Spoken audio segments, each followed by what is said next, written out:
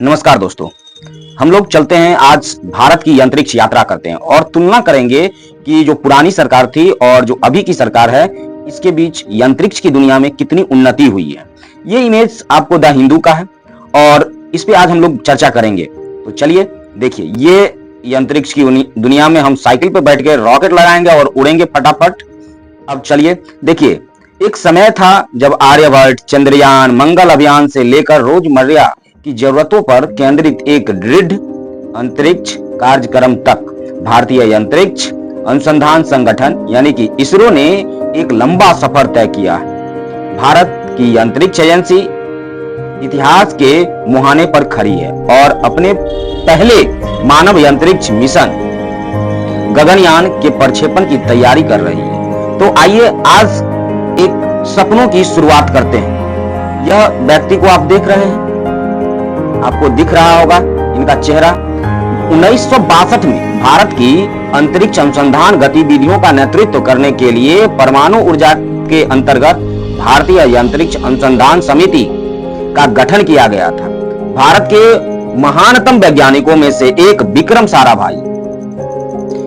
साराभाई जो थे परमाणु ऊर्जा विभाग के अंतर्गत भारतीय राष्ट्रीय अंतरिक्ष अनुसंधान समिति के सबसे पहले प्रेरक व्यक्ति थे, शक्ति थी नहीं। तो यहाँ पे इन कोष पार के पीछे प्रेरक की शक्ति इन्हीं की यह जो भूमिका रही है, जो अंतरिक्ष की दुनिया में आज हम लोग उन्नति कर रहे हैं। आगे चलते हैं। इन्होंने अरब सागर के तट पर तिरुवनंतपुरम के निकट एक मछली पकड़ने वाले गांव तुम्बा इलेक्वेटोरियल रॉकेट लॉन्चिंग स्टेशन स्थापित करने के लिए चुना, जो कि भूचुंबकीय भूमध्य रेखा से इनकी निकटता के आधार पर देश का पहला रॉकेट स्टेशन लॉन्च स्टेशन था। 15 अगस्त 1969 को इनकोस पार्क का विकास इसरो के रूप में हुआ। पहले इन INCOSPAR हुआ करता था, इनकोस पार्क। अब इसका विकास इसरो के रूप में हो गया, जिससे भारत के अंतरिक्ष आकांक्षाओं को अधिक संरचना और स्पष्टता मिली है। पूर्व प्रधानमंत्री जी ये रहे, फोटो दिख रहा होगा इनको, इनका फोटो आपको दिख रहा होगा। ये पूर्व प्रधानमंत्री पंडित जवाहरलाल नेहरू जी हैं का वैज्ञानिक सोच और आत्मनिर्भरता पर जोर इसरो की स्थापना में महत्वपूर्ण साबित हुआ, जिससे इसे केवल एक अंतरिक्ष कार्यक्रम में से एक पायदान ऊपर उठाकर देश के विकास के साथ जोड़ दिया। इन्होंने 1963 में अपने पहले रॉकेट प्रक्षेपण जो सफल रहा से लेकर अब तक इसरो ने विभिन्न जटिलताओं वाले अनेक अंतरिक्ष मिशनों को अंजाम दिया है, जिससे भारत की खगोलीय क्षमता की सीमाओं को आगे बढ़ाया है तथा वैश्विक अंतरिक्ष दौर में इसे एक महत्वपूर्ण शक्ति बनाया है। अब हम मिशनों की बात करते हैं, थोड़ा सा मिशनों की बात करेंगे और बात करेंगे पहला रॉकेट प्रक्षेपण। वो साल था 1963 का, तारीख था 21 नवंबर। प्रक्षेपण सफल हुआ। विक्रम साराभाई जो इसरो के अध्यक्ष उस टाइम थे, जिनका फोटो मैंने सबसे पहले आपको दिखाया, और तुम्बा वो जगह दिखाया जो स्पेस स्टेशन हुआ करता था, नहीं जगह जहां से मिसाइल को लॉन्च किया जाता था, वो जगह था वो। पहला सराउंडिंग रॉकेट जो कि एक अमेरिकी निर्मित नाइकी अपाचे रॉकेट था, फ्रांसीसी पेलोड के साथ 21 नवंबर 1963 को तुम्बा से प्रक्षेपित किया गया, जिसने भारत के अंतरिक्ष युग की सूत्रपात किया। ये विक्रम साराभाई, इनका फोटो मैंने ऊपर दिखाया, तो साल 1975 था, 19 अप्रैल 1975। और ये सतीश धवन इसरो अध्यक्ष, इन्होंने भारत का पहला उपग्रह आर्यभट्ट प्रक्षेपित किया गया। प्रसिद्ध भारतीय गणितज्ञ और खगोल शास्त्री के नाम पर इस उपग्रह का डिजाइन और निर्माण पूरी तरह से भारत में ही हुआ था। इसे ह्यूस्टन यार से सोवियत कॉस्मोस 3M रॉकेट द्वारा प्रक्षेपित किया गया था। और बात अगर थोड़ा सा और आगे करें तो वो साल था 7 जून 1979 का, ये भी सफल रहा था। नाम था भास्कर नाम से एक आपको दिखाई दे रहा है, भास्कर 2 प्रक्षेपित किया गया था। यह भारत द्वारा निर्मित पहला सुदूर संवेदन उपग्रह था। 3 बैंड माइक्रोवेव रेडियोमीटर समीर द्वारा भेजे गए डेटा का उपयोग समुद्र विज्ञान संबंधित अध्ययनों के लिए किया जाता था।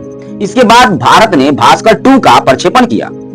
थोड़ा सा अगर और आगे चले तो आपको दिखाई देगा यहाँ पे SLV-3E1 APJ अब्दुल कलाम के टाइम का। अगर साल की बात करें, यह विफल हो गया था, सफल नहीं रहा, लेकिन यह था। अब 10 अगस्त 1979 का समय था दोस्तों। SLV-3 इसरो द्वारा निर्मित एक 4 चरणीय प्रायोगिक उपग्रह प्रक्षेपण यान था। प्रक्षेपण यान के प्रदर्शन पर नजर रखने के लिए डिजाइन किए गए एक प्रायोगिक उपग्रह को लेकर श्रीहरिकोटा से प्रक्षेपित हुआ था, लेकिन यह समुद्र में दुर्भाग्यवश गिर गया था, इसलिए यह विफल हो गया। लेकिन कोई बात नहीं, हार नहीं मानना है, कुछ ना कुछ जरूर मिलेगा। आज आप जानते हैं कि कितना आगे हम तरक्की कर चुके हैं। रोहिणी प्रथम साल 1980 ये सफल रहा। 28 जुलाई का समय था। भारतीय रॉकेट द्वारा सफलतापूर्वक प्रक्षेपित किया गया पहला उपग्रह रोहिणी फर्स्ट में डिजिटल सूर्य संवेदन, मैग्नेटोमीटर तथा तापमान संवेदक लगे थे। अगर और आगे चले तो वो साल था 1981 का। वह साल क्या था दोस्तों? 1981 का, जब सेब नाम का एक सैटेलाइट लॉन्च किया गया था। Ariane passenger payloads experiment apple सेब इसरो का पहला स्वदेशी प्रायोगिक संचार उपग्रह था। इसने 2 वर्ष तक आवृत्ति और code division, multiple access system, radio networking, computer, internet आदि पर प्रयोग किए गए। अगर नेक्स्ट की बात करें तो इनसेट फर्स्ट ए 10 अप्रैल 1982 ये विफल रहा। भारत ने अपने संचार उपग्रह कार्यक्रम भारतीय राष्ट्रीय उपग्रह प्रणाली की शुरुआत अपने पहले संचार उपग्रह इनसेट 1A के साथ की थी। हालांकि सितंबर 1983 में इसकी ऊंचाई नियंत्रण प्रणोदक के समाप्त हो जाने पर के कारण इसे छोड़ दिया गया, इसलिए विफल था ये। नेक्स्ट, अब आइए थोड़ा सा अंतरिक्ष। भारतीय अंतरिक्ष में गए कौन चीज? साल 1984 का था। अंतरिक्ष यात्री राकेश शर्मा, याद आ रहा होगा आपको भी, कुछ नाम सुना सा लग रहा है। राकेश शर्मा ये अंतरिक्ष में जाने वाले पहले भारतीय बने थे। उन्होंने सोवियत संघ द्वारा संचालित सैल्यूट 7 अंतरिक्ष स्टेशन पर 7 दिन बिताया। 21 घंटे और 40 मिनट अंतरिक्ष में बिताए थे। यह मिशन इसरो और सोवियत इंटरकॉमन्स अंतरिक्ष कार्यक्रम का एक संयुक्त प्रयास था। आगे बात कर रहे हैं, अभी जाना नहीं है आपको छोड़ के, बहुत काम का चीज बात कर रहे हैं दोस्तों। शायद आप अगर जान जाएंगे तो ये अंतरिक्ष की दुनिया में मजा ही आ जाएगा आपको कि कहां हम थे और कहां हम आ गए। बात कर रहे हैं SROSS-1, फिर से नाम सुनिए एक बार, SROSS-1 1987 का, यह भी विफल रहा दोस्तों। श्रीहरिकोटा से संवर्धित उपग्रह प्रक्षेपण यान ASLV के जरिए प्रक्षेपित किया गया था। हालांकि यह कक्षा तक नहीं पहुंच सका, दुर्भाग्य था उस टाइम का। इसरो ने अगले वर्ष नेक्स्ट ईयर SROSS-2 का प्रक्षेपण किया, लेकिन यह भी विफल रहा। इसरो के अध्यक्ष थे उडुपी रामचंद्र राव। आगे की बात थोड़ा सा कर लेते हैं। और साल 1992 आ गया दोस्तों और हमने एक सफल सैटेलाइट लॉन्च कर ली। SROSS-C 20 जून 1992 यह SSLV रॉकेट द्वारा किया गया पहला सफल प्रक्षेपण रहा। हालांकि मिशन का जीवन काल सिर्फ 2 महीने का था। ठीक, आगे बात करते हैं, जाइएगा नहीं छोड़ के। आपको आज हम अंतरिक्ष की दुनिया में ले चल रहे हैं। अगर अंतरिक्ष की दुनिया में सफर करना है तो थोड़ा सा सब्र रखिए। ISRS-1E ये 1993 का था, 1993 का 20 सितंबर, ये भी विफल रहा दोस्तों। भारत के तीसरी पीढ़ी के प्रक्षेपण यान PSLV या ध्रुवीय उपग्रह प्रक्षेपण यान की पहली विकास उड़ान थी। दुर्भाग्य से प्रक्षेपण यान में आई कुछ समस्याओं के कारण यह मिशन सफल ना हो सका। आगे थोड़ा सा चलते हैं, देखते हैं और क्या सब। साल बदलता गया, हम लोग मेहनत करते गए और फिर से मैंने एक बार प्रयास किया। IRS-P2 का साल था 1994 का दोस्तों और ये IRS-P2 सफल रहा। 15 अक्टूबर का समय था। इस मिशन में पीएसएलवी की सफल उड़ानों की श्रृंखला की शुरुआत की, जिसे इसरो का कार्यशील उपग्रह भी कहा जाता है दोस्तों। अब बात करते हैं हम लोग ओ सनसेट साल 1999 का था और के कस्तूरी रंगन इसरो के अध्यक्ष थे। समुद्र अध्ययन के लिए इसरो का पहला समर्पित उपग्रह 5 वर्षों के लिए नियोजित इस इसरो ने 11 वर्ष तक सेवा प्रदान की और समुद्र की सतह के तापमान, वायु की गति, बादलों में जल की मात्रा और जल वाष्प की मात्रा, ठीक है, के बारे में महत्वपूर्ण जानकारी प्रदान की। ये सैटेलाइट क्योंकि ये सफल रहा, ओ सनसेट 1999 का। आगे की बात करते हैं, अभी बहुत है। फिर आइए GSLV D1 GSAT-1 जिसको कहते हैं, 28 अप्रैल 2001 ये सफल रहा। इसरो ने उपग्रहों को भू समकालिक स्थानांतरण कक्षा में स्थापित करने के लिए GSLV विकास किया और इससे इस पहले मिशन में एक प्रायोगिक GSAT उपग्रह भेजा गया था, जिसका उपयोग डिजिटल ऑडियो प्रसारण, इंटरनेट सेवा, संपीड़ित डिजिटल टीवी प्रसारण जैसे संचार प्रयोगिकों के लिए किया गया था। आप फिगर भी देख रहे होंगे, कहानी भी सुन रहे हैं, मजा आ रहा होगा आप लोग को। चलिए तो अब बात करते हैं 2004 का। एंडोसेट GSAT-3 का था। ये 2004 20 सितंबर 2004 का था और ये भी सफल हुआ सैटेलाइट। इसरो का पहला समर्पित शैक्षणिक उपग्रह दूरस्थ कक्षा में शिक्षा में सहायक हो सकता है। इस उपग्रह ने वर्चुअल कक्षाओं और वीडियो कॉन्फ्रेंसिंग के माध्यम से दूरस्थ क्षेत्रों में गुणवत्तापूर्ण शिक्षा पहुंचाने में मदद की। यह GSLV की पहली परिचालन उड़ान थी और इसरो के अध्यक्ष उस टाइम थे जी माधवन नायर। फिगर दिख रहा होगा, फोटो दिख रहा होगा, इनको कैसे मुस्कुरा रहे हैं देखिए। अब 2005 आ गया। हैमसेट हम लोगों ने लॉन्च किया 5 मई 2005 को। सफल रहा मेरा हैमसेट, सफल रहा भारत का। यह शौकिया रेडियो ऑपरेटरों जो रेडियो सुनना पसंद करते हैं, जिन्हें हम के नाम से भी जाना जाता है, के लिए एक माइक्रो सैटेलाइट था। ये इनमें 2 ट्रांसपोंडर लगाए गए थे, एक भारतीय शौकिया रेडियो ऑपरेटर द्वारा स्वदेशी रूप से विकसित और दूसरा डच शौकिया रेडियो ऑपरेटर द्वारा। यह सफल मिशन था भारत का। आगे चलते हैं। आ गया 2006 और हम लोगों ने लॉन्च किया GSLV F202 10 जुलाई 2006 को। यह विफल हो गया। GSLV की दूसरी प्रचालनात्मक उड़ान असफल रही क्योंकि यह उड़ान इनसेट 4C को उसकी इच्छित कक्षाओं में स्थापित ना कर सकी, इसलिए असफल रही। चलते हैं, साल बदल गया, साल बदलते जा रहा है। GSLV F04 या इनसेट GCR 2007 में लॉन्च हुआ। यह सफल रहा। अपनी सफलता से सीखते हुए इसरो ने इनसेट 4CR को सफलतापूर्वक प्रक्षेपित किया और स्थापित किया, जिसे direct to home DTH television सेवाओं, रेडियो पिक्चर्स ट्रांसमिशन, VPT और digital satellite news gathering DSNG में मदद मिली। आज जो आपको हम बता रहे हैं इसी सब चीज के वजह से। अब आ जाता है चंद्रयान की बारी। साल दोस्तों 2008 सफल रहा था चंद्रयान 1। अब चंद्रयान 1 की बारी है। 22 अक्टूबर 2008 भारत का पहला चंद्र मिशन चंद्र सतह से 100 किलोमीटर की ऊंचाई पर चंद्रमा की परिक्रमा कर रहा था। इसमें Bharat, America, Britain, Germany, Sweden और बुल्गारिया में निर्मित 11 वैज्ञानिक उपकरण लगे थे। इसके उद्देश्य में चंद्रमा का रासायनिक, खनिज और फोटो भू वैज्ञानिक मानचित्र शामिल था। उस समय परियोजना निर्देशक थे माइल स्वामी अन्नादुरई। आप फोटो भी दिख रहा होगा आपको कि चंद्रयान 2 कैसा दिख रहा था। बात करते हैं अब हम लोग आगे। GSLV D3 GSAT-4 साल 2010 15 अप्रैल ये विफल रहा दोस्तों। हम लोगों ने सफल सैटेलाइट को भी देखा और जो विफल हो गया उसको भी देख रहे हैं। अगर बात की जाए कि इस उड़ान में GSLV को 22-20 किलोग्राम वजनी GSAT-4 एक प्रायोगिक उन्नयन प्रौद्योगिकी संचार उपग्रह प्रक्षेपित करना था। हालांकि स्वदेशी क्रायोजेनिक चरण का उड़ान परीक्षण असफल रहा था। आगे बात करते हैं। अब बात है दोस्तों 2010 में ही GSLV GSAT-5P 25 दिसंबर 2010 विफल रहा था। ये इसरो ने प्रक्षेपण यान में कई बदलाव किए, जिसमें इसके तीसरे चरण में 15 टन प्रणोदक भरना और तीसरे चरण के थ्रस्ट को 26% तक बढ़ाना शामिल था। साथ ही इसकी ऊंचाई भी लगभग 1.3 मीटर तक बढ़ा दी गई थी, लेकिन यह मिशन पूरा ना हो सका और विफल हो गया।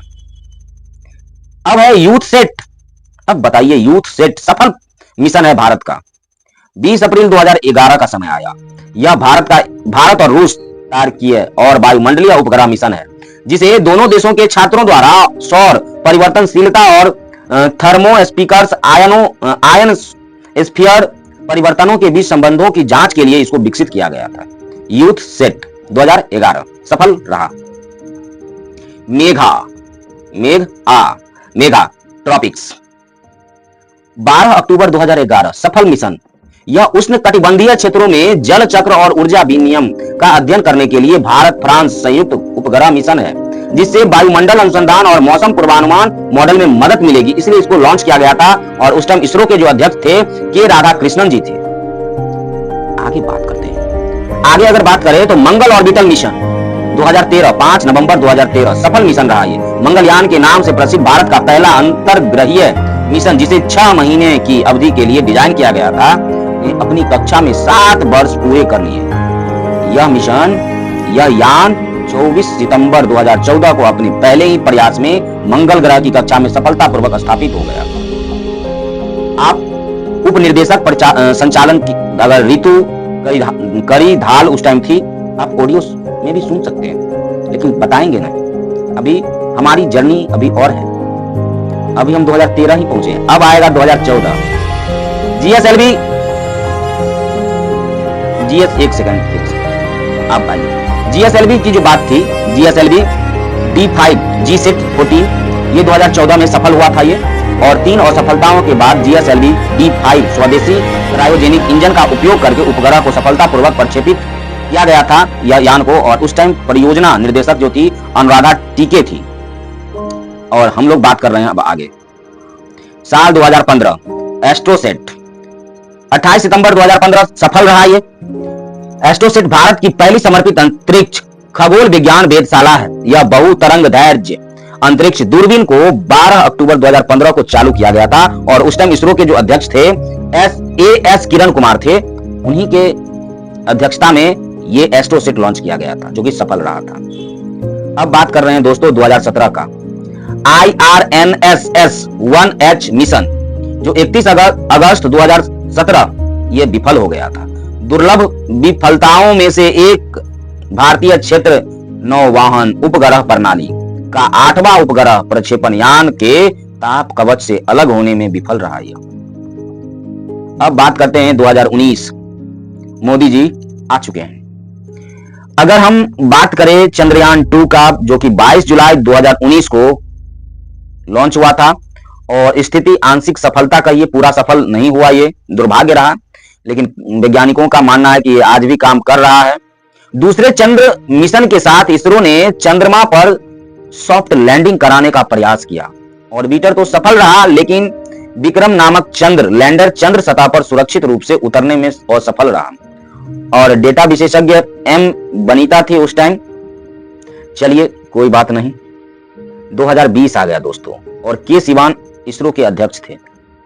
PSLV C49 या EOS 101 7 नवंबर 2020 ये सफल रहा था। श्रीहरिकोटा से EOS 01 और 9 ग्रहक उपग्रहों को प्रक्षेपित करने वाली PSLV श्रृंखला की 51वीं उड़ान थी। EOS पृथ्वी अवलोकन उपग्रह का अंतरिक्ष रूप है, जिसका उद्देश्य कृषि, वानिकी, आपदा प्रबंधन सहायता में अनुप्रयोगों के लिए किया गया था, जो कि सफल रहा ये मिशन। अब आया 2021। 2021 में भी एक सैटेलाइट लॉन्च किया गया था, जो कि था अमेजोनिया फर्स्ट। 28 फरवरी 2021 को ये लॉन्च हुआ था। इस उपग्रह के साथ इसरो के न्यू स्पेस इंडिया लिमिटेड के तहत एक वाणिज्यिक मिशन में प्रवेश किया। अमेजोनिया का उद्देश्य अमेजोन क्षेत्र में वनों की कटाई की निगरानी में सहायता प्रदान करना था, और ब्राजीलियाई क्षेत्र में विविध कृषि का विश्लेषण करना था। आगे चलते हैं। अब SSLV D1 ये भी सफल रहा था। 7 अगस्त 2022 को इसरो ने मान पर प्रक्षेपण के आधार पर 500 किलोग्राम तक के उपग्रहों को निम्न पृथ्वी कक्षाओं में प्रक्षेपित करने के लिए लघु उपग्रह प्रक्षेपण यान विकसित किया, ठीक है, और इसको सफलतापूर्वक लॉन्च भी किया।